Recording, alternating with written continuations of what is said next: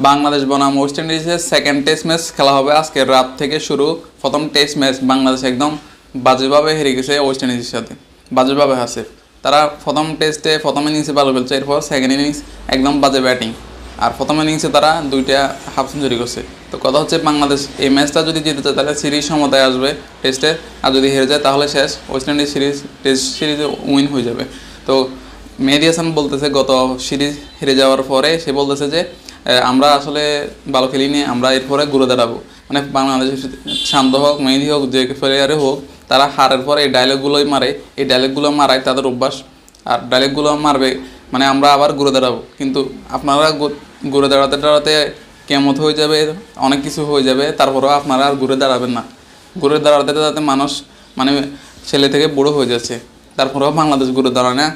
বাংলাদেশ ঘুরে দাঁড়াতে দাঁড়াতে মানে কি বলতাম, বাংলাদেশের শুধু ঘুরে দাঁড়াবে।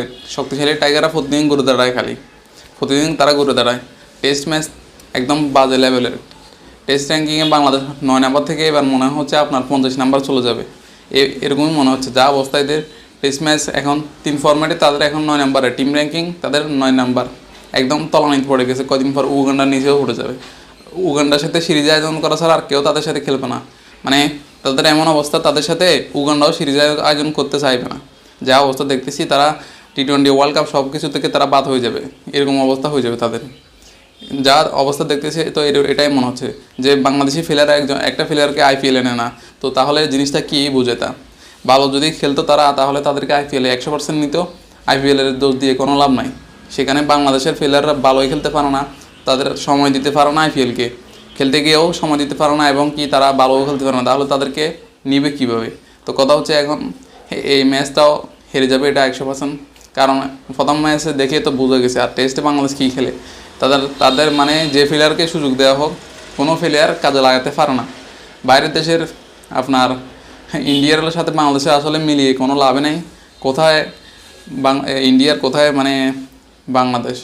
আর হচ্ছে আফগানিস্তানের ক্রিকেট বলেন, তারপর জিম্বাবুয়ে ক্রিকেট বলেন, মানে তাদের ক্রিকেট টিমের ব্যাটিংটা স্কিলটা তাদের অনেক উন্নত হয়ে গেছে, অনেক উপরে চলে গেছে। যে আফগানিস্তান খেলার জন্য মাঠ পায় নাই, সে আফগানিস্তান এখন আইপিএলের মানে পুরো টিমে তাদেরকে নিয়ে নিবে, কিনে নেবে, এরকম অবস্থা হয়ে গেছে। তাদেরকে আইপিএলে নিয়ে তো আগেও নিচ্ছে, এখনও নিচ্ছে, কিন্তু তারা কখনো বাদ হচ্ছে না, এত ভালো খেলে তারা।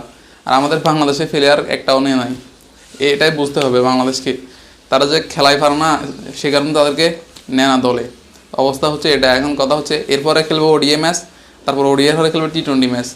মানে টোটাল 3 ফরম্যাটের সিরিজ খেলায় ওয়েস্ট ইন্ডিজের সাথে খেলতে গেছে না, হারার জন্য গেছে, সেটাই তারা জানে। যা অবস্থা, টেস্ট সিরিজ তো হেরে গেছে, তো এরপরে ওডিআই সিরিজও হারবে, টি-20 সিরিজও হারবে, এরকমই হবে অবস্থা। কারণ তারা কোনো ফরম্যাটে কোনো সিরিজ ভালো পারে না।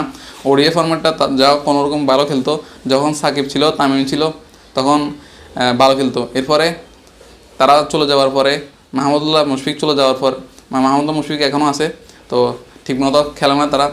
তো তারা চলে যাওয়ার পরে অবস্থা হয়ে গেছে এখন এরকম বাংলাদেশের দলের, একদম বাজে অবস্থা। এখন ওডিআইতেও হারা শুরু করে দিছে, ওডিআইতেও এখন আর খেলা পারে না। আগে তো তাও ওডিআই ম্যাচটা লড়াই করে অন্তত পক্ষে জিতা যেত, তো এখন সেটাও পারে না। এদের অবস্থা হয়ে গেছে এটা। টি-20তে আর তো একদম বাজে অবস্থা। টি-20 বাংলাদেশের জন্য আসে নাই।